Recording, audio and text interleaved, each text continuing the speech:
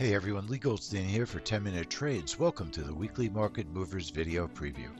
This is our trade room schedule as well as a look at all the events that we feel will move the futures markets in the upcoming week. Let's get started.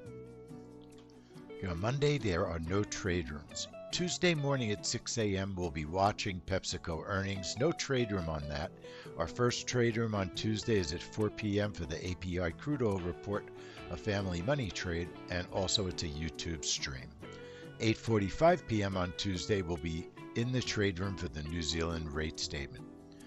Wednesday, 10:30 crude oil inventories. There is no trade room this Wednesday for crude oil inventories.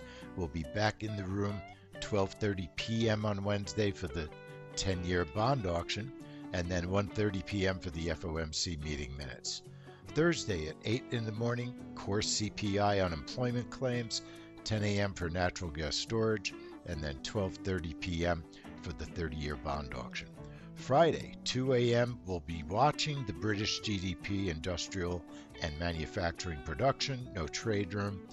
We will be in the room for JP Morgan's earnings. That trade room starts at 6:30 in the morning. Then we'll be back at 8 for core PPI and the Canada Jobs Report, 9:30 for the preliminary University of Michigan Consumer Sentiment Report, and then we'll finish out the week at 11:30 Friday morning with WASD, a family money trade, and a YouTube live stream. So looking for a very good week. Quite a few interesting events, core CPI and PPI, WASD of course, should be a great week. And then keep an eye on your email for all the information you need to know about our new fantastic magnet trade strategy. Take care everyone, and I'll see you in the trade room.